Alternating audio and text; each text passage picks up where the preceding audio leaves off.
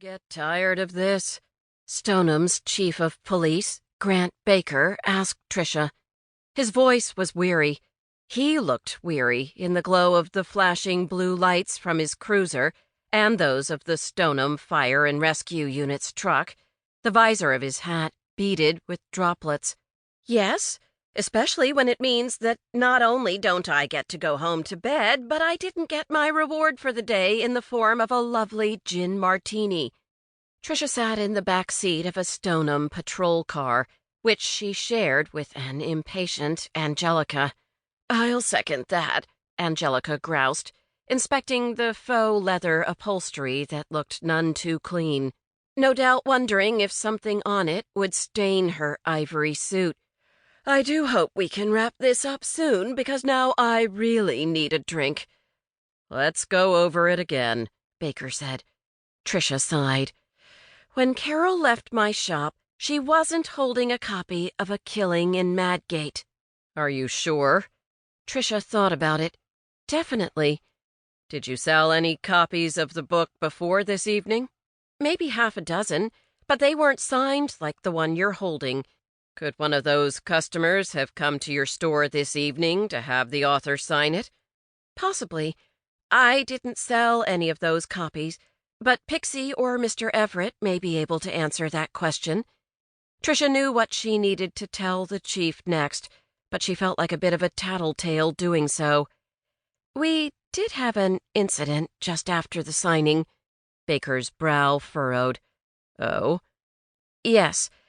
Carol and Steven Richardson apparently had words, and she slapped him." Baker's eyes widened. "What brought that on?" "I don't know. Steven apparently stepped outside the store to smoke a cigarette, and when Carol left, she stopped to speak to him.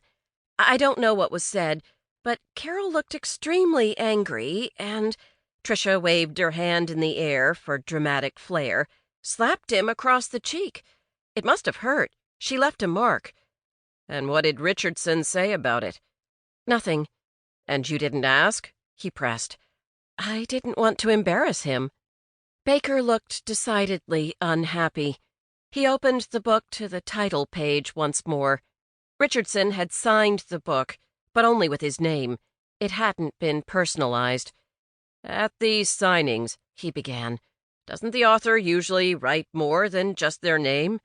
Tricia shrugged. "It depends on the author. Many times customers will buy a book and read it, then give it as a gift. Also, when it comes to the secondary market, a personalized book isn't worth as much as one with only a signature. These books are first editions. They're always worth more than those from additional print runs." "If you say so." Tricia bristled. "If you don't want to know the facts about publishing, don't ask." "I didn't say that at all." Your tone was dismissive. Baker opened his mouth to reply, then seemed to think better of it. "Never mind." "Chief," Angelica said, her own tone mirroring Tricia's pique, "when can we leave?" "When I'm satisfied you've told me everything I need to know." Angelica's gaze hardened. "We walked up the street, saw the book, and then found Carol. There's not much more to tell." "I'll be the one to determine that," he said, then slammed the book shut and stepped away from the patrol car. Angelica stuck out her tongue at his back. "Oh, Ange," Tricia chided. "He's punishing us." "What for?" "Because you dumped him." "I didn't dump him," Tricia said emphatically. "I chose to no longer go out with someone who wasn't ever likely to make a commitment. And now it seems you feel the same way." "I do not." "Then why are you so prickly when it comes to dating Steven Richardson?" "I'm not prickly. I am going to lunch with him tomorrow, although as far as I'm concerned, it's definitely not a date." "Well, what would you call it then?" "Lunch." "You're going to lunch with him?" Baker asked. When had he returned? Had he been eavesdropping? "Yes, tomorrow. I'm assuming you'll want to speak with him. He's staying at the Sheer Comfort Inn, at least for tonight. He said he was going there straight after the signing.